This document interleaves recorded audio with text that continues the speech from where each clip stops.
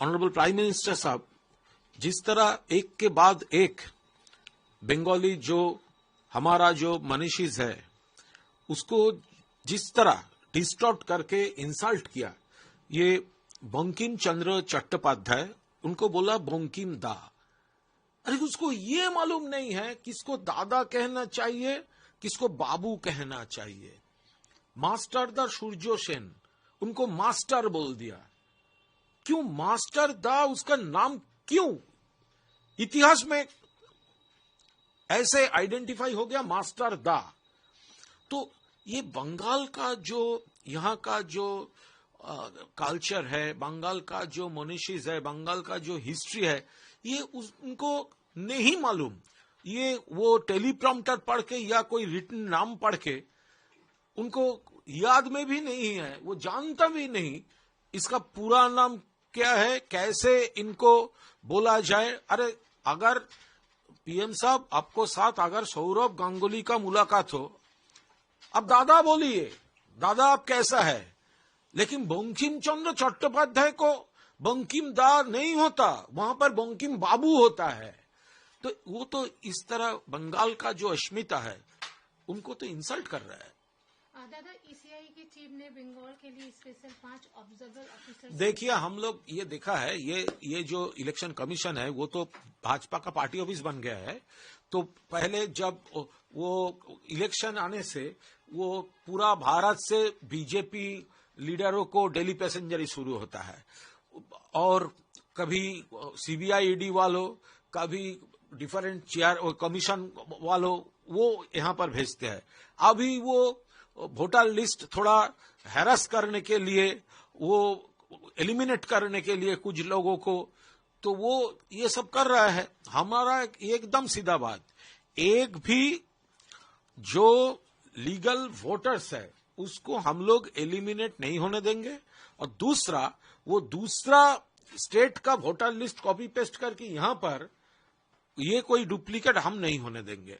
तो इसलिए वो भाजपा का जो असाइनमेंट है, इतना वोटर को एलिमिनेट करना होगा, उतना वोटर को एलिमिनेट करना होगा।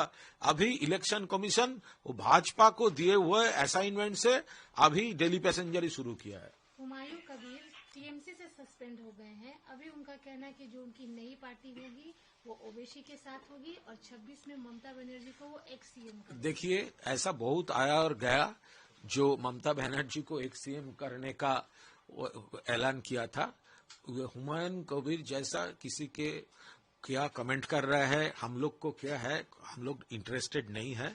पब्लिक देख रहा है, एक आदमी घूम घूम के पार्टी करता है, कभी कांग्रेस, कभी तृणमूल, कभी बीजेपी, कभी इंडिपेंडेंट। देखिए जिस हुमायूं कबीर 2019 में मुर्शिदाबाद लोकसभा कॉन्स्टिट्यूएंसी में भाजपा का कैंडिडेट था, किसका कैंडिडेट था? भाजपा का कैंडिडेट था। कौन भाजपा? जिसके खिलाफ बाबरी मस्जिद तोड़ने का इल्जाम है। तो वो भाजपा ज्वाइन किया था, भाजपा को कैंडिडेट हुआ था, हार गया है।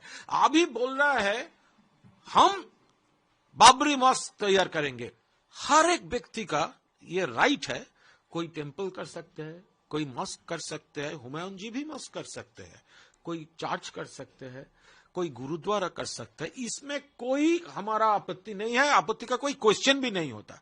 लेकिन जिस व्यक्ति बाबरी मस्जिद तोड़ने के बाद भी भाजपा का कैंडिडेट हुआ था, ये 2019 में, वो हारने का बाद अभी वो बाबरी मस्जिद कर वो रेस्पेक्ट दिखाएगा, तो इसके पीछे तो पॉलिटिक्स ही है। हम लोग वो पॉलिटिक्स को पॉइंट आउट कर रहे हैं, पब्लिक सब दिख रहा है।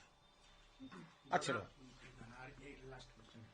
वंदे मातरम को देखते हुए प्रियंका गांधी ने बोला है कि जब भी इसका नाम लिया जाता है ये इतिहास की याद दिलाती है, पर आज ये भावना मतलब क्या लाने का जरूरत है? जब हम वंदे मातरम का नारा लेते हैं, हम उस स्वतंत्रता संग्राम का पूरा इतिहास हमारे सामने आता है।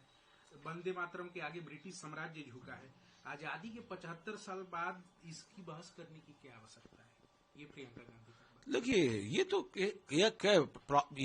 तो ऐसा हुआ, ये एक रूल कर दिया था जिस संसद के अंदर में ये जय हिंद, वंदे मातरम ये नहीं बोलना चाहिए। इसके खिलाफ हम लोग आवाज उठाया और इसलिए आज ये डिस्कशन हो रहा है। तो वंदे मातरम तो हमारा प्रेरणा था, अभी भी है, फ्यूचर में भी रहेगा। लेकिन ये पार्लियामेंट्री पॉलिटिक्स में पार्लियामेंट का अंदर ये नहीं बोलना चाहिए, वो बोलना नहीं चाहिए, वंदे मातरम नारा नहीं होना चाहिए, इसके खिलाफ हम लोगों का कहना है वंदे मातरम सब जगह पे जब वंदे मातरम बोलना चाहिए, उसका ऊपर कोई विधि निषेध होना नहीं चाहिए।